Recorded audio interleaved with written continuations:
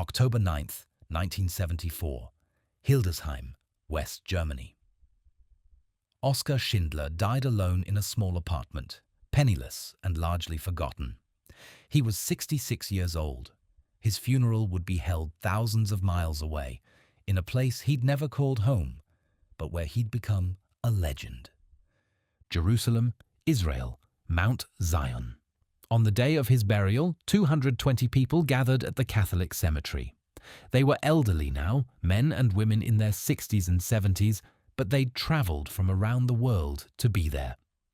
They walked through the narrow streets of the old city, following the coffin of a man who'd once been a member of the Nazi Party. They called themselves the Schindler Juden, Schindler's Jews. These 220 survivors represented approximately 1,200 people Oskar Schindler had saved from the Holocaust. Men, women, and children who should have died in the gas chambers of Auschwitz but instead survived because a Nazi profiteer decided somewhere along the way that money wasn't worth more than human life. The gravestone reads, "The unforgettable rescuer of 1,200 persecuted Jews." Oskar Schindler is the only member of the Nazi Party ever buried with honor in Jerusalem. This is his story, and it's complicated. April 28, 1908, Zwickau, Moravia, Austria, Hungary. Today, it's called Svitavy in the Czech Republic. Oskar Schindler was born into a middle-class Catholic family. His father ran a farm machinery business. The Schindlers had money, status, and expectations for their eldest son. Those expectations wouldn't be met. Young Oskar Schindler attended German grammar schools and studied engineering. He was supposed to take over the family business. Instead, he became a salesman, and not a particularly successful one. By his early 20s, Schindler had a reputation. He drank, he gambled, he womanized openly despite marrying Emily Pelzel in 1928 when he was 19 years old. He was charming, persuasive, and perpetually broke. He also had a talent for reading opportunities. In 1935, Schindler joined the pro-Nazi Sudeten-German Party. This wasn't ideological conviction. It was pragmatism. The Sudetenland, the German-speaking region of Czechoslovakia where Schindler lived, was increasingly aligned with Nazi Germany. In 1936, Schindler began working for the Abwehr, German military intelligence. He was a spy. In 1938, Czechoslovak authorities arrested him on espionage charges and sentenced him to death. Then came the Munich Agreement. Germany annexed the Sudetenland. Schindler was pardoned by the Reich and returned to Germany a free man. In 1939, his application for Nazi Party membership was approved. He was now officially a Nazi. When Germany invaded Poland in September 1939, Oskar Schindler saw opportunity. Kraków, Poland. October 1939. The ancient city was home to 60,000 Jews and had become the seat of the German occupation administration, the General Gouvernement. For German entrepreneurs, it was a gold mine. Jewish property was being confiscated. Businesses were being Aryanized, seized and transferred to Germans. Oskar Schindler arrived in Kraków within weeks of the invasion. He had connections.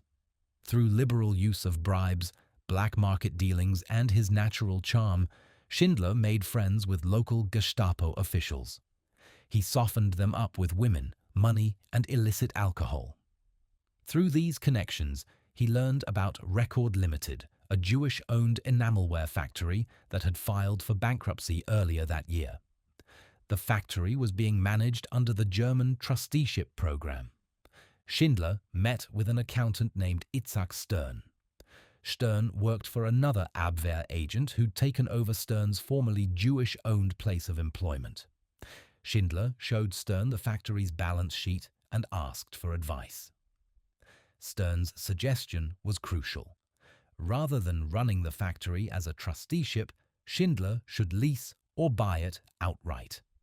That would give him more freedom from Nazi oversight. More importantly, it would give him the authority to hire more Jews. Why did that matter? Because by late 1939, Jewish businesses and property were being seized. Jews were being stripped of civil rights, and critically for Schindler's purposes, Jewish labor was essentially free. He could pay their wages to the SS rather than to the workers themselves. In October 1939, Schindler took over Rekord Leltid. He renamed it Deutsche Emalwarenfabrik, German enamelware factory. Everyone called it Emalia. The factory produced enamel pots and pans. 3 months after taking over, Schindler had 250 Polish workers. 7 were Jewish. By the end of 1942, the factory had expanded massively. It occupied 45,000 square meters and employed nearly 800 workers. Of those, 370 were Jews from the Krakow ghetto. Oskar Schindler was making money. A lot of money. He was also beginning to see things he couldn't ignore. Summer 1942.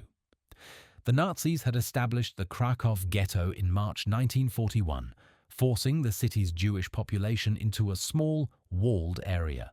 Conditions were brutal: random beatings, public humiliations, arbitrary killings.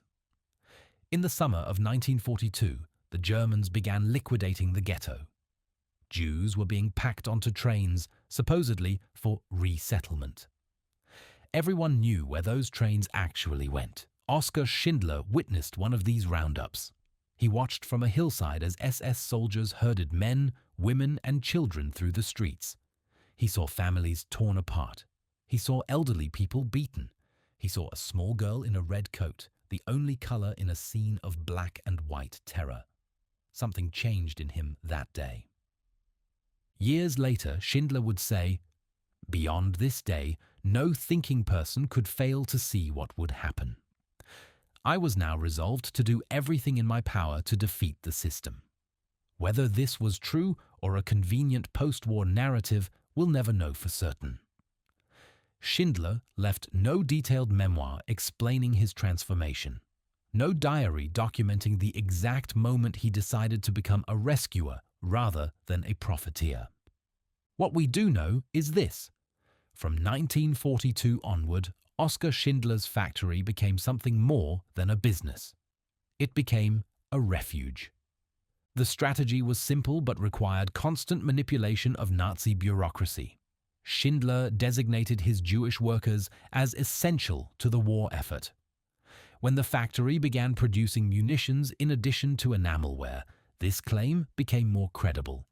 Workers essential to military production couldn't be deported or killed without approval from multiple levels of German command.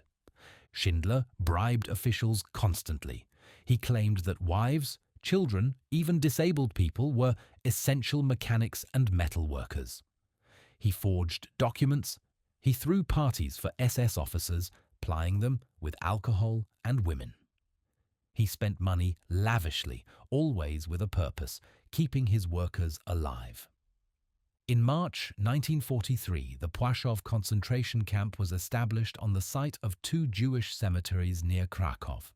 The camp was commanded by SS Hauptsturmführer Amon Goeth. Goeth was a sadist. He shot prisoners from his balcony for sport.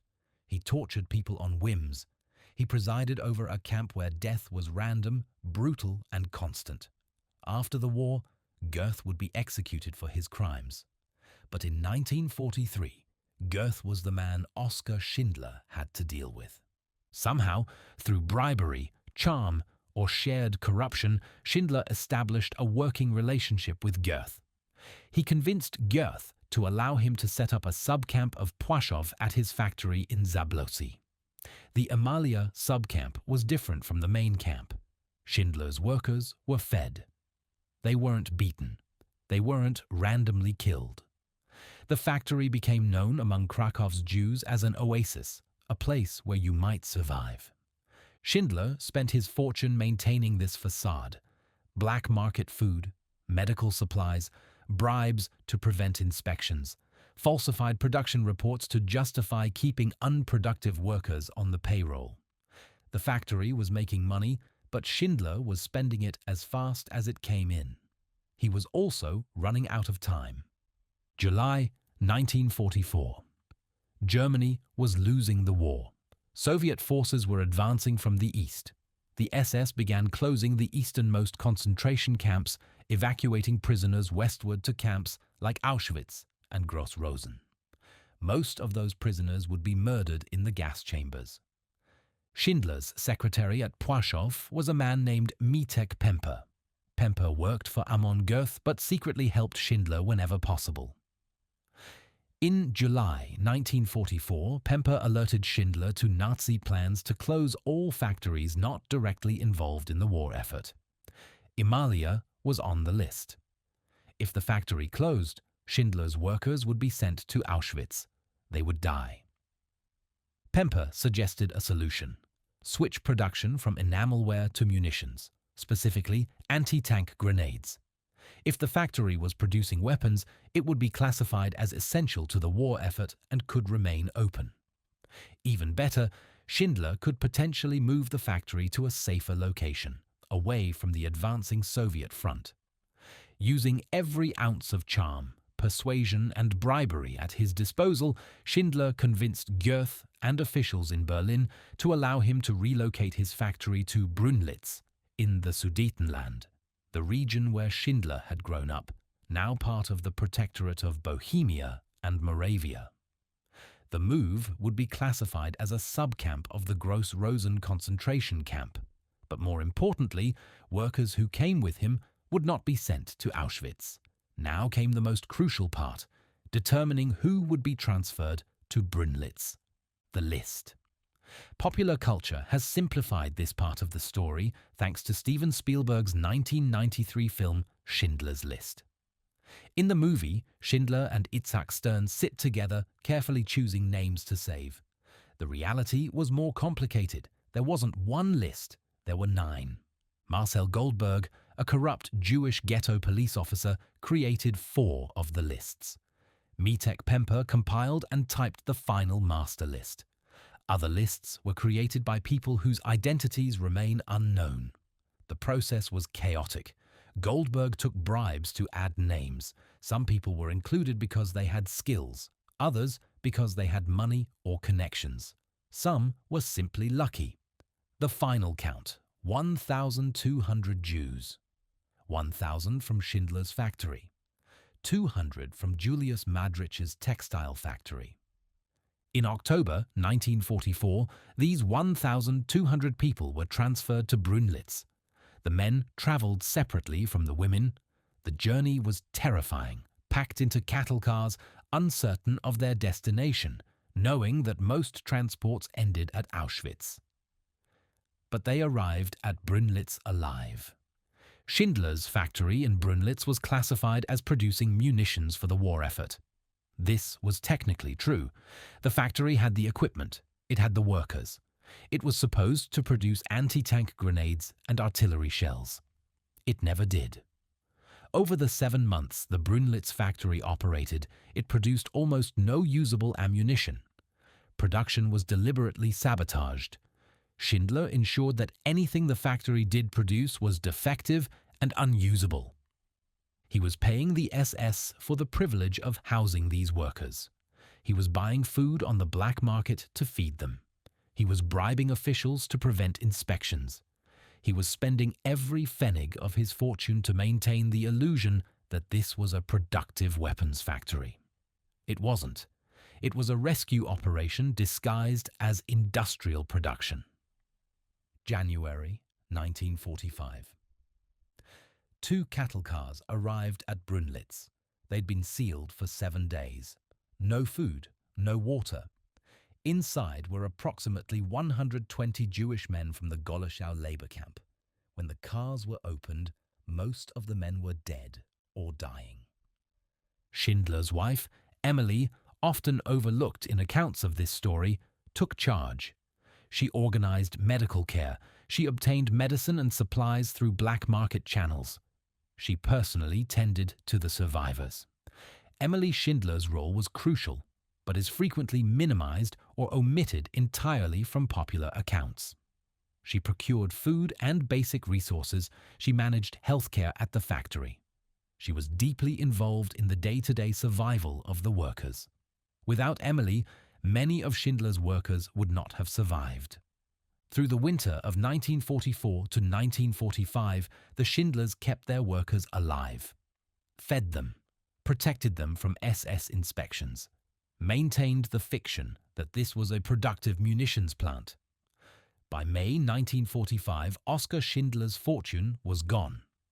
Every pfennig had been spent on bribes, black market supplies, and keeping 1,200 people alive. May 8, 1945. Germany surrendered unconditionally. The war in Europe was over. On May 9th, Soviet troops liberated the Brunlitz factory. The 1,200 Jews imprisoned there were free. Oskar Schindler addressed his workers one final time. He warned them against seeking vengeance against the Germans. He told them the war was over and that they must rebuild their lives. Then he fled. Schindler was a Nazi Party member, a German industrialist who'd run a munitions factory. If the Soviets captured him, he'd likely be arrested and possibly executed.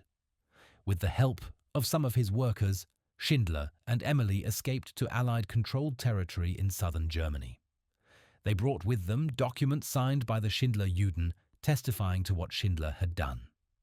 Those documents would save his life. But they wouldn't make him rich. Post-war Oskar Schindler was a failure. Jewish relief organizations provided modest financial support. In 1949, Schindler and Emily emigrated to Argentina and tried farming. They went bankrupt in 1958. Schindler left his wife and returned to Germany alone. He tried multiple business ventures. All failed. He had no money, no prospects, and a reputation as a drunk and a womanizer. The Schindler Juden, the people he'd saved, sent him money. Small amounts, pooled together from survivors scattered around the world. It was barely enough to survive on. In 1961, Schindler visited Israel for the first time. He was invited by some of the survivors. 220 people showed up to greet him. They treated him like a hero. For Schindler, perpetually broke, perpetually struggling, it must have been overwhelming. He visited Israel 17 times over the next 13 years. He split his time between Israel, where he was celebrated, and Germany, where he was largely forgotten. On October 9, 1974, Oskar Schindler died in Hildesheim, Germany. He was 66 years old. Per his wishes, his body was flown to Israel and buried on Mount Zion in Jerusalem in the Catholic cemetery. He is the only member of the Nazi Party ever honored with burial in Jerusalem. In 1993, Yad Vashem, Israel's Holocaust Remembrance Authority, officially recognized both Oskar and Emily Schindler as righteous among the nations. In 1982, Australian novelist Thomas Keneally published Schindler's Ark, a fictionalized account of Oskar Schindler's story based on interviews with survivors. In 1993, Steven Spielberg directed Schindler's List, based on Keneally's book. The film won 7 Academy Awards, including Best Picture and Best Director. It became one of the most celebrated films in cinema history. Suddenly, Oskar Schindler was famous. The story of the Nazi who saved 1,200 Jews became known worldwide. But fame came 19 years too late for Schindler to witness it. The question that haunts Schindler's story is simple. Why? Why did a Nazi Party member, a war profiteer, a man with no apparent moral framework, decide to save Jews? Schindler himself never provided a clear answer. In interviews after the war, he was modest about his actions. He once said, "If you saw a dog going to be crushed under a car, wouldn't you help him?" That explanation is too simple. Saving 1,200 people wasn't like helping a dog. It required years of effort, constant risk, and the expenditure of his entire fortune. Some historians point to the summer of 1942, when Schindler witnessed the ghetto liquidation. That little girl in the red coat, the moment when the abstract became personal. Others suggest it was gradual, that working alongside his Jewish employees humanized them in Schindler's eyes, that relationships developed, that he came to see them not as cheap labor, but as people. Still others argue that Schindler was simply an opportunist who found a new opportunity, becoming a hero. That even his rescue efforts were a form of self-interest, building a legacy that would protect him after the war. The truth is probably some combination of all these factors. What we know for certain is that Oskar Schindler was not a good man who did good things. He was a complicated man who did an extraordinary thing. He was a gambler, a drunk, an adulterer, a failed businessman, and a Nazi. He was also a man who saved 1,200 lives at tremendous personal cost. Today, the descendants of the Schindler-Juden number approximately 8,500 people. They live around the world. Many don't know each other, but they share a common thread. They exist because Oskar Schindler decided that money wasn't worth more than human life. Schindler's story is uncomfortable because it doesn't fit neat categories. We want our heroes to be pure. We want our villains to be evil. We want clear lines between good and bad, right and wrong. Oskar Schindler erases those lines. He was a member of the Nazi Party. He profited from the confiscation of Jewish property. He employed Jewish workers as essentially slave labor. He was also responsible for saving more than 1,000 people from certain death in the gas chambers of Auschwitz. Both things are true.